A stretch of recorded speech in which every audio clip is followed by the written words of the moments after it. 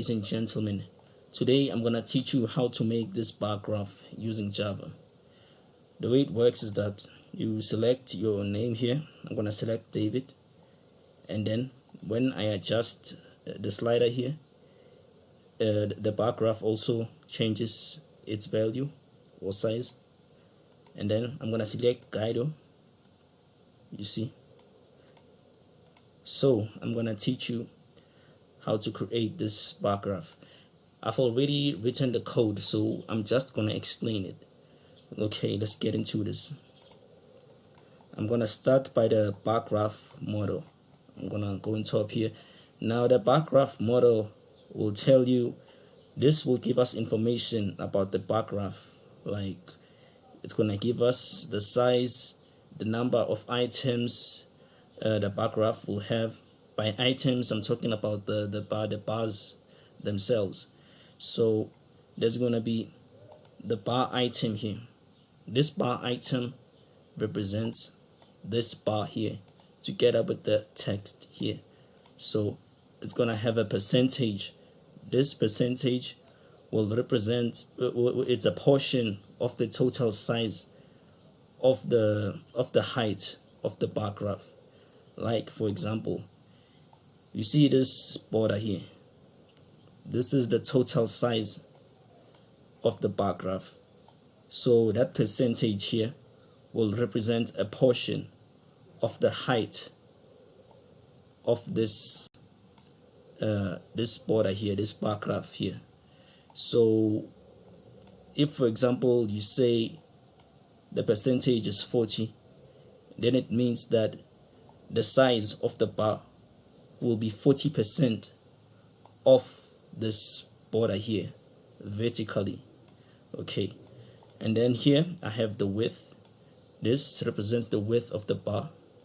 And then the title, this will represent the title here of the bar. And then the background will obviously represent the background of the bar here. At the moment it's this color here. I think this color is cyan. So if this background is not set, then the default background will be this one, the cyan. And then here I have the default item width. So if this width is not set, then by default it's gonna be 40. And then here I have a list of bar items. So for example, there's 1, 2, 3, 4, 5. There's 5 bar items here. So which means I have stored 5 bar items in this list. And then there's going to be location. This location represents the location of the entire bar graph. So this is the location starting from here, the border of this bar graph. And then I have the size. This represents the size of the entire bar graph here. And then I have the horizontal gap. This is the spacing between the bar items here. So this part here, this will be the horizontal gap, and it's double the size of the bar width because I multiplied it by 2 here. Okay, and then set horizontal gap. This code is self-explanatory. I'm only going to explain something that I think you may find hard to understand it. Most of these things here are self-explanatory. Okay, and then there's this method here, add item. This will add our bar item to a list of our items. So here, if the width of this bar item is 0, then I'm gonna set it to the default width here. Okay, that's what this code means here. It means that if item.width is 0, then this width is equal to default item width. Otherwise, we leave it as is. And then this will give us the bar item specified by the index here. So for example, this item is zero based. It's a zero based index. So for example, if let's say I specify 1 here, then what I'm getting here is this journey, because it's 0 and then 1. And then if I want to remove my item, I call remove item at here. Okay, and now I'm gonna go to the bar graph here. Okay, this class represents the whole bar graph, because now we came what I just explained before now was the bar graph model, which the bar graph model will give information to the bar graph itself. So if the bar graph wants to draw something, then it needs to get information from the bar graph model. Okay, so here I have bar title font.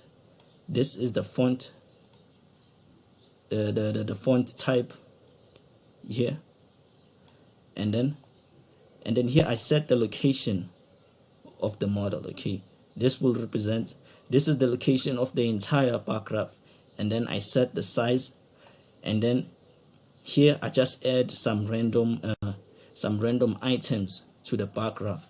So I create an instance of a bar item here, and then I set it to 60%, and then I add the item, and then I do something similar for like the rest of the other items here. And then I'm gonna have a draw method here. This will draw the entire bar graph. So there's two methods I call here. It's draw items and draw border. The draw items will draw the bar items themselves. It will draw these things here, and then I'm gonna explain the draw items. Okay, the first thing I do here is set the font of the graphics, which is bar title font, which I initialized as a constant earlier. And then there's this class font matrix. I'm gonna use this class to get measurements of the font, specifically the width of a string, depending on the font that has been set.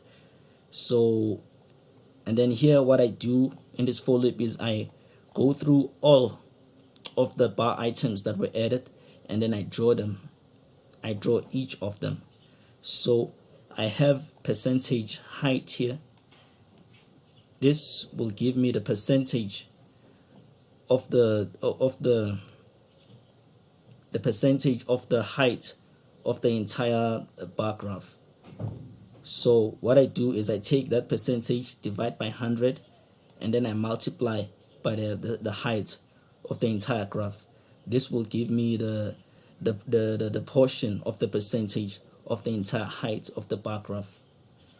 Okay, like for example, if I said 40, I was gonna say 40 divided by 100, which will give me 0.4, and then I multiply that by the height, which will give me 40% of the height of the bar graph.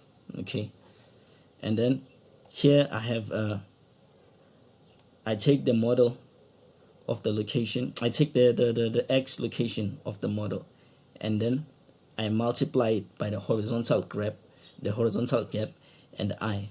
Now I initially will be 0, so I'm using this I value to move the bar items to a different location every time. So initially it's gonna be initially I is gonna be 0, so it's gonna be 0 times horizontal gap, which will be 0.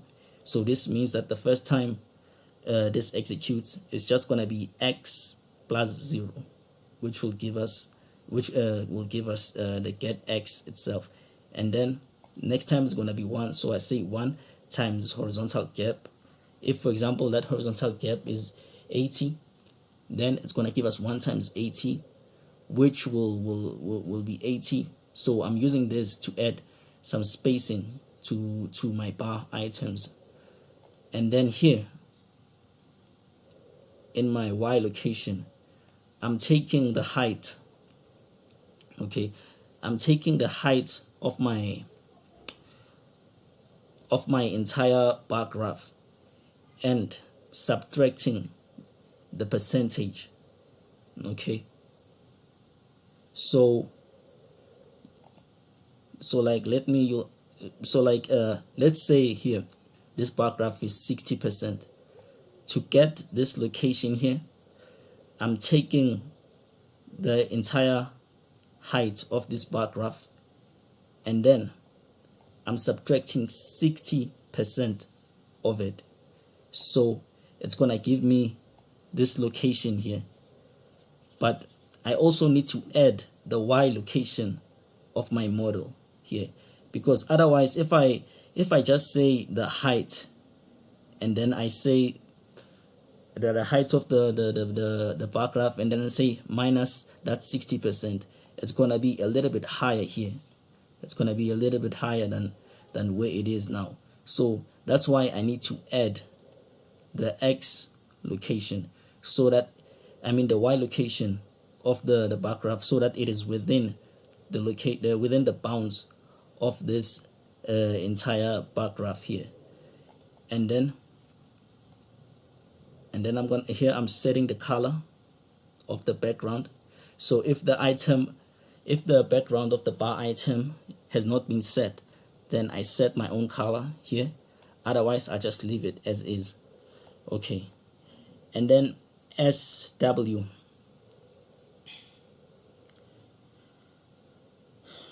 Okay, SW, this is the string width. Remember I told you about font metrics here. So here's what I wanted to do here. I wanted to get the width of the string. So if the width of that string is smaller than the bar item here, then I add half of that width, okay, to the current location. And then if it's not, then I subtract half of the string width of that location. So I want to make sure that, for example, here I said Lisa, so it's in the center of this. And then if the string is actually bigger than the width of this bar, then I subtract it. I subtract half of this string here. So I want it to be, instead I want to center this bar graph within the string Lisa. If the string Lisa was a bit bigger than this, but in this case it's a bit smaller, so I added half of it here, so there's equal spacing between the L and the A. Okay, and then here I set the Y location, so I add the Y location to the size of our bar graph, and then I also add the size of the font, which will bring us to this location here all the time. And then here what I do is I draw the string.